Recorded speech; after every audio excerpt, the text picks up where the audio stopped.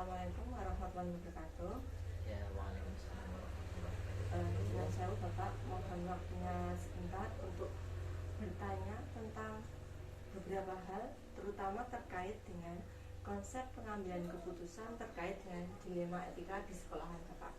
Ya, siap untuk wawancara ya ini ya. Iya, sharing. Sharing. Untuk yang pertama, selama ini bagaimana Bapak mengidentifikasi kasus-kasus yang merupakan dilema etika atau bujukan moral? Dilema etika ya. Jadi di situ di sekolah saya itu, setiap sekolah ya, bukan hanya di sekolah saya itu pasti ada sebuah kasus-kasus yang harus dijelaskan gitu. Jadi untuk itu saya sebagai pimpinan itu mengidentifikasi kasus-kasus apa saja, apakah itu masuk di dilema etika atau di bujukan moral ya. Kalau di dilema etika itu biasanya benar versus benar. Jadi keputusan apapun yang dibuat itu memang benar, tetapi itu juga versusnya benar. Jadi di situ ada dilema etika mana yang akan digunakan untuk keputusan tersebut. Sedangkan di bujukan moral itu sifatnya lebih ke benar versus salah. Sebagai contoh, misalnya kita akan mengadakan kegiatan, tetapi di situ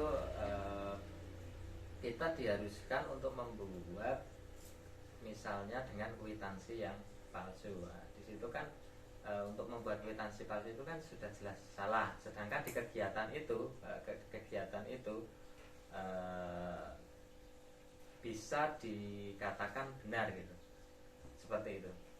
Ya, terima kasih. Kemudian untuk selanjutnya, bagaimana Bapak menjalankan pengambilan keputusan di sekolah Bapak, terutama untuk kasus-kasus di mana ada dua kepentingan yang sama-sama benar atau sama-sama mengandung nilai kebajikan. Berarti ini versus benar versus benar, dari dilema etika ya. Untuk kasus yang terjadi di sekolah saya itu untuk menjalankan keputusan ya, itu saya melihat dulu keputusan itu apakah ringan atau berat.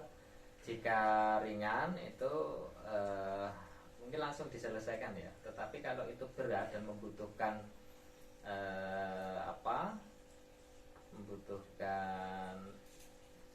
stakeholder ataupun orang-orang yang penting di dalam sekolah, misalnya komite dan sebagainya, itu kita libatkan, dan juga dengan melihat data dan fakta serta orang-orang yang terlibat dalam kasus tersebut.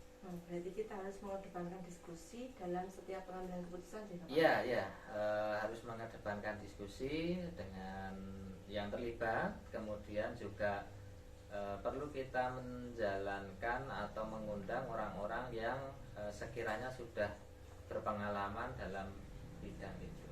Kemudian langkah-langkah atau prosedur seperti apa yang biasa Bapak lakukan selama ini? Kalau prosedur itu tergantung dari kasusnya ya. Misalnya kasus yang berat, kita perlu mengundang dari orang tua, kemudian dari komite, juga dari stakeholder yang ada, dari guru, dan juga bahkan perwakilan dari siswa. Nah, kemudian dari situ kita saling menyampaikan pendapat dan gagasannya untuk memperoleh data dan fakta yang ada di lapangan. Nah, kemudian dengan adanya data dan fakta itu kita putuskan sesuai dengan nilai-nilai kebajikan yang ada. Kita sesuaikan itu. Terima kasih. Untuk selanjutnya, hal-hal apa saja yang selama ini Bapak anggap efektif dalam pengambilan keputusan pada kasus-kasus dilema etika? Yang dianggap efektif ya. Kalau yang dianggap efektif itu ya itu tadi, ada koordinasi yang matang atau ada pendapat-pendapat yang matang dari seluruh peserta musyawarah yang ada. Misalnya ada kasus yang dimusyawarahkan seperti itu. Ya, berarti mengedepankan diskusi musyawarah dengan pihak sekolah, kemudian dengan stakeholder, dengan komite, dengan masyarakat yang ada, dengan guru bila terjadi sebuah kasus-kasus, biasanya seperti itu. Hal-hal apa saja yang selama ini merupakan tantangan dalam pengambilan keputusan yang berkaitan dengan dilema etika? Tantangan ya. Ya. Kalau untuk tantangan ini lebih melihat dari kasus itu ya, dari kasus itu kemudian tantangannya ada di bagaimana kita mengambil keputusan apakah itu tepat atau tidak. Jadi menurut Bapak, apakah Bapak memiliki sebuah jadwal tertentu dalam sebuah penyelesaian kasus dilema etika, dan apakah Bapak langsung menyelesaikan persoalan itu di tempat atau memiliki sebuah jadwal untuk menyelesaikannya? Bentuk dan prosedur seperti apa yang bisa Bapak lakukan? Ya, jadi kalau ada sebuah kasus ya, misalnya kasus itu ringan, saya sebagai kepala sekolah tentu kalau memang kasusnya ringan ya harus langsung ditangani saat itu juga. Tapi kalau memang kasusnya berat dan membutuhkan data dan fakta yang ada di lapangan, kita harus membuatkan jadwal ya, karena di situ kita harus mengundang komite, mengundang guru, kemudian mengundang siswa juga, mengundang stakeholder dan yang berkaitan dengan kasus itu. Kemudian kita musyawarahkan bersama-sama. Nah, untuk musyawarah ini kan membutuhkan jadwal. Nah, itu kira-kira kalau memang kasusnya itu kasus yang dibilang sedang sampai berat itu. Untuk selanjutnya, adakah seseorang atau faktor-faktor apa saja yang selama ini membantu Bapak dalam setiap pengambilan keputusan terkait dengan kasus-kasus dilema etika?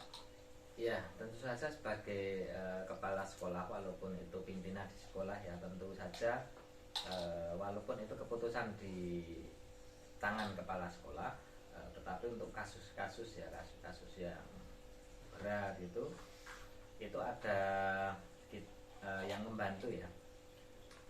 Misalnya yang membantu itu bisa dari pertimbangan komite sekolah, kemudian paguyuban orang tua, kemudian dari guru-guru yang sudah berpengalaman, termasuk guru senior maupun guru yang masih muda, walaupun masih muda tetapi mempunyai pengalaman di bidang itu, di dalam kasus itu bisa kita ajak untuk berdiskusi bersama. Dari semua hal yang sudah Bapak sampaikan tadi, pembelajaran apa yang Bapak petik dari setiap pengalaman terkait pengambilan keputusan tentang dilema etika ini? Pembelajaran ya. Kalau pembelajaran untuk kasus-kasus ya, sebenarnya kalau di sekolah itu setiap hari pasti ada masalah ya. Dan untuk pembelajaran itu sebagai pimpinan ya, sebagai pimpinan itu kita harus benar-benar membuat keputusan untuk kasus-kasus itu secara bijak dan sesuai dengan nilai-nilai kebajikan maupun nilai-nilai kebenaran. Nah, biasanya saya menggunakan ini ya, dari Ki Hajar Dewantara itu, sistem Among ya, sistem Among.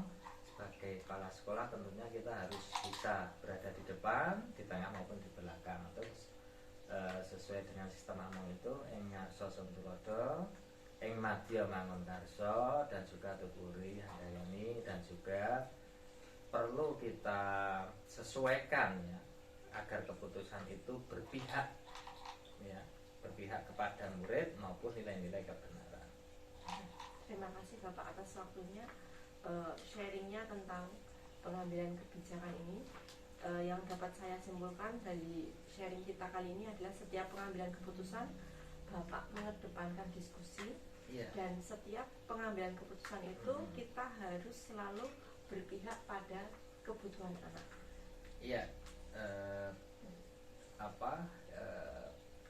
musyawarah dengan ini ya, dengan warga sekolah dan juga orang-orang yang berpengalaman dalam bidang itu, dan juga keputusan yang diambil itu bisa secara bijak dan sesuai atau mengedepankan atau berpihak kepada siswa. Terima kasih Bapak atas waktunya, sharing pengalamannya. Untuk wawancara ini saya cukupkan sekian.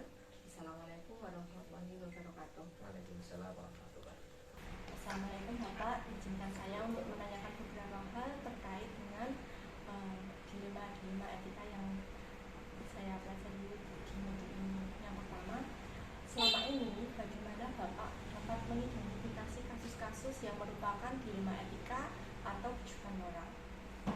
Sebagai pemimpin ini, seringkali saya menghadapi kasus dilema etika atau rujukan moral. Cara yang saya gunakan untuk mengidentifikasi kasus-kasus tersebut adalah dengan melihat dan memahami kasus-kasus tersebut. Dan untuk memahami kasus tersebut, saya harus berkomunikasi dengan pihak yang terlibat.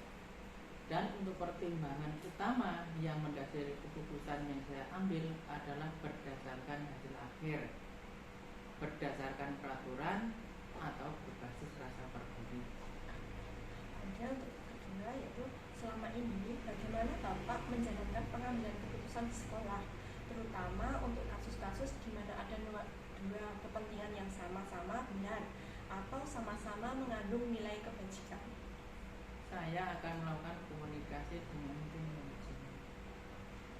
Kemudian langkah-langkah atau prosedur seperti apa yang biasanya Bapak lakukan selama ini? Apabila kasus tersebut berkaitan dengan kepentingan orang banyak, maka sebelum saya mengambil keputusan, saya akan melakukan komunikasi dengan tim manajemen dengan melaksanakan rapat kecil. Dan tentunya keputusan yang nantinya akan saya ambil dengan berdasarkan pada hasil akhir, berdasarkan peraturan atau berbasis rasa peduli. Kemudian hal-hal apa saja yang selama ini Bapak anggap efektif dalam pengambilan keputusan pada kasus-kasus yang berhubungan dengan dilema etika? Menurut saya, hal yang saya anggap paling efektif dalam pengambilan keputusan adalah dengan melakukan komunikasi dan koordinasi dengan tim manajemen yang tadi saya sampaikan, dan tentunya keputusan yang saya ambil harus bersifat positif. Kemudian selama ini bagaimana Bapak dapat mengidentifikasi kasus-kasus yang merupakan dilema etika atau rujukan moral? Tantangan dalam mengambil keputusan adalah pada saat keputusan itu saya ambil, tentunya risiko ada pada pimpinan. Selama ini bagaimana Bapak menjalankan pengambilan keputusan di sekolah, terutama untuk kasus-kasus di mana ada dua kepentingan yang sama-sama benar atau sama-sama mengandung nilai kebajikan? Saya akan melakukan komunikasi dengan tim manajemen. Langkah-langkah atau prosedur seperti apa yang Bapak biasa lakukan? Apabila kasus tersebut berkaitan dengan kepentingan orang banyak, maka sebelum saya mengambil keputusan, saya akan melakukan komunikasi dengan tim manajemen dengan melaksanakan rapat kecil. Dan tentunya keputusan yang nantinya akan saya ambil berdasarkan pada hasil akhir, berdasarkan peraturan atau berbasis rasa peduli. Hal-hal apa saja yang selama ini Bapak anggap efektif dalam pengambilan keputusan pada kasus-kasus dilema etika? Menurut saya, hal yang saya anggap paling efektif dalam pengambilan keputusan adalah dengan melakukan komunikasi dan koordinasi dengan tim manajemen yang tadi saya sampaikan, dan tentunya keputusan yang saya ambil harus bersifat objektif. Terima kasih Bapak sudah meluangkan waktunya untuk kita sharing mengenai dilema etika. Terima kasih banyak Bapak.